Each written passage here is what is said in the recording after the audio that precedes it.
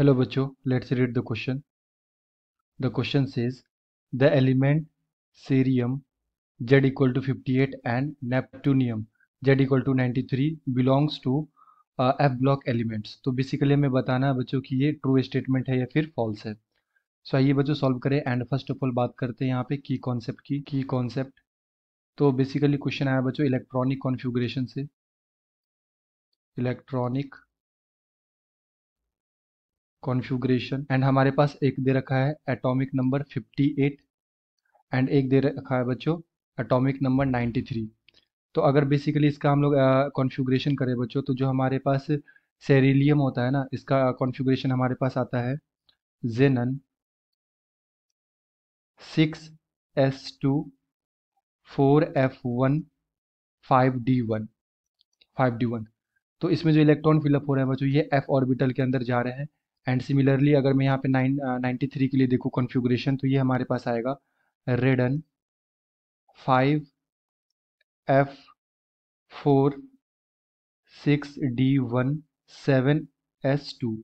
तो ये यहाँ पे 4f1 है इसलिए बच्चों इसे बोलते हैं 4f सीरीज बोला जाता है.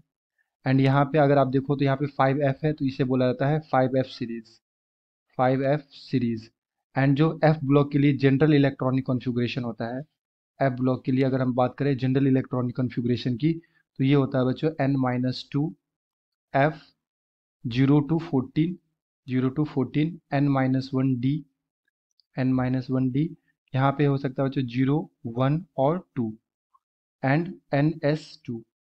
So this is the general configuration of f block element. तो अगर मैं यहाँ पे कंपेयर करूँ बच्चों तो यहाँ पे ns2 है तो यहाँ पे देखो 6 है हमारा n का वैल्यू यहाँ पे 6 है तो 6s2 हो गया.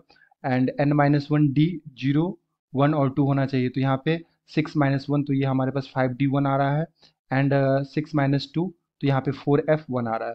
सो ये किस पे बिलोंग करेगा बच्चों ये करेगा f ब्लॉक सीरीज के अंदर ये बिलोंग करेगा. अगर मैं इसके लिए कंपेयर करूँ 93 के लिए तो यहाँ पे भी आप देख सकते हैं कि यहाँ पे 7 है हमारा लास्ट वैल्यू n का यानी कि यहाँ पे 7s2 एंड n-1 यानी कि 7-1 तो हमारे पास आ जाएगा 6d1 तो ये भी मैच कर रहा है. एंड 5f4 तो अगर मैं यहाँ पे बच्चों 7-2 करूँगा तो ये क्या आ जाएगा 5 है ना 5f4 आ जाएगा. सो ये मैच कर रहा है किससे डी ब्लॉक के जनरल इलेक्ट्रॉनिक कॉन्फ़िगरेशन से. So this statement is true.